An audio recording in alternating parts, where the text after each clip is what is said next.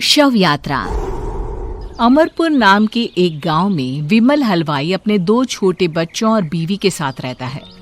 विमल की पत्नी ज्योति भूत प्रेत जादू टोने में बहुत माना करती थी। इसका बिल्कुल विपरीत विमल इन चीजों को दक्यानुसी माना करता था। रोज की तरह विमल अपने मिठाई की दुकान जाने के लिए निकलने की हड़बड़ी में होता है। मैं निकलता हूँ ज्योति, देरी हो जाएगी, दुकान भी खोलनी है मुझे। अजी ध्यान से, आज अमावस्या है। रास्ते में कोई कपड़ा या कुछ भी गिरा हो तो उसे लांग मत दीजिएगा, बगल से चली जाइएगा। अरे ऐसे तो तुम मुझे पागल ही कर दोगी क्या?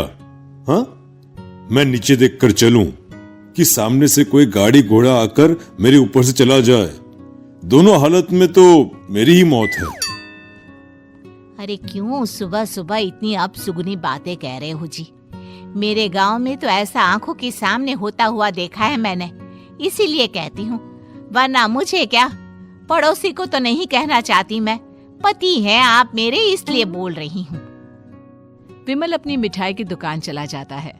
दुकान पर पहले से ही ग्राहकों की लंबी लाइन लगी हुई थी।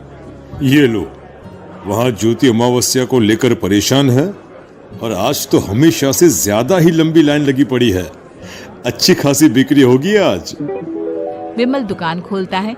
एक के बाद एक ग्राहक उसकी दुकान पर मिठाई ले रहे होते हैं। तभी गांव की एक बूढ़ी औरत विमल से कहती है, जिस तेजी से बिक्री हो रही है, कहीं किसी की नजर ना लग जाए, नींबू मिर्ची टांग ले।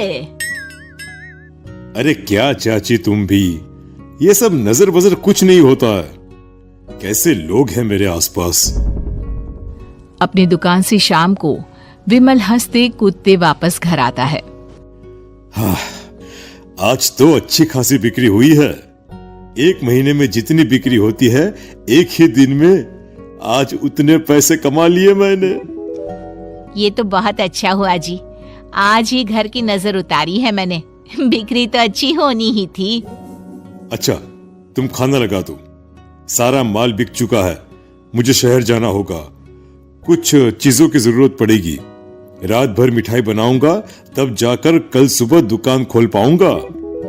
खाना खाकर विमल शहर जाने के लिए निकल पड़ता है। सुनिए जी, ध्यान से जाइएगा।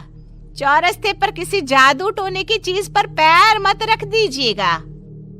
हे भगवान, हद हो गई ज्योति, ये तो मैं जा रहा हूं। विमल गुस्से से शहर जाने निकल पड़ता है। रात का काला घना अंधेरा, चांद की एक भी किरण ना होने के कारण अंधेरे में कुछ भी देख पाना मुश्किल था।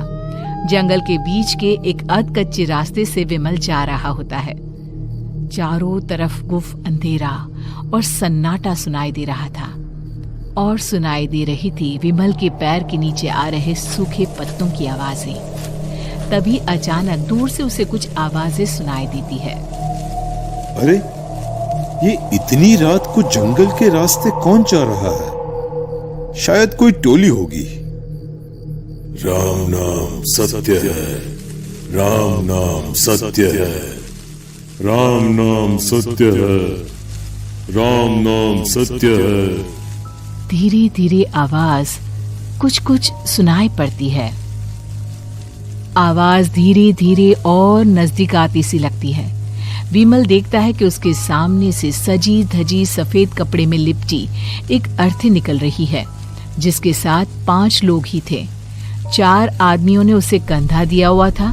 एक मटका लिए आगे आगे बढ़ रहा था। विमल के बिल्कुल सामने आकर अर्थी रुक जाती है। उसमें से एक आदमी विमल से कहता है, अरे भाई, जरा अर्थी को कंधा लगाना, मैं बहुत थक गया हूँ, बड़ी मेहरबानी होगी। हाँ भाई, कंधा तो मैं लगा दूं, पर रात को 12 बजे ये शव यात्रा, इस समय कौन अर्थी ले जाता है? तभी विमल को ऐसा लगता है कि शव में से आवाज आई, ये आवाज। मजबूरी है भाई, आप कंधा दीजिए, मैं रास्ते में सब बताता हूँ आपको। विमल अर्थी को कंधा दिए चल रहा होता है कि उसे ऐसा लगता है कि हाथ में मटका लिए जो आदमी शव के आगे चल रहा है उसके पैर उल्टे हैं। क्या हुआ भाई, हकला क्यों रहे हो? वो आपके साथी के पैर उल्टे। विमल अपनी बात पूरी भी नहीं कर पाता कि वो देखता है कि उस आदमी के पैर तो सीधे ही हैं। अरे नहीं, कुछ नहीं, मुझे शायद वहम हुआ होगा। धीरे धीरे सब आगे बढ़ रहे होते हैं। तब विमल को अचानक लगता है मटके में से एक हाथ बाहर आ रहा है। विमल घबरा जाता है। इसके पहले वो कुछ बोल पाता, कल्लू कहता है, मेरा नाम कल्लू है। हम 6 दोस्त थे, जिसमें से एक को तो तुम सोया हुआ देख रहे हो। इतनी पक्की दोस्ती थी कि जैसे हम सब सगे भाई हैं। पर किस्मत का कोई क्या कर सकता है। आज से 4 साल पहले एक नदी में हम सब नहाने गए थे, जिसमें डूबकर राजेश की मौत हो गई। किसी मजबूरी के कारण हमें उसकी अर्थी को रात को ही शमशान घाट ले जाना पड़ा।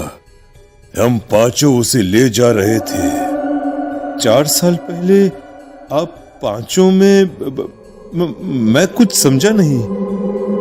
मंकू अपनी गर्दन पीछे घुमाकर अपनी आंखें बड़ी बड़ी कर विमल से कहता है, अरे भाई, पूरी कहानी खत्म होने दो, फिर बीच में बोल लेना, ठीक है? तभी रास्ते में एक हादसे में अपने दोस्त के साथ हम सभी मर गए। वो सामने देखो, हमारा दोस्त। विमल सामने देखता है। उसे दिखता है कि एक ऐसा आदमी जिसका शरीर कई जन्मों से पानी के अंदर रहने के कारण सफेद पड़ गया है। उसकी आंखें बाहर की ओर निकली हुई थी। फिर ये अर्थी किसकी है? अर्थी के साथ के लोग अर्थी को नीचे रखते हुए एक साथ विमल की ओर देखते हुए कहते हैं, तुम खुद ही देख लो। विमल शव पर से सफेद कपड़ा हटाता है। शव की जगह खुद को ही देखकर विमल के होश उड़ जाते हैं। वो शव विमल की ही थी। पलक झपकते ही विमल उस अर्थी की जगह पर होता है। 6 के 6 दोस्त उसी तरह अर्थी को उठाकर चलने लग जाते हैं। राम नाम सत्य है। राम नाम सत्य है।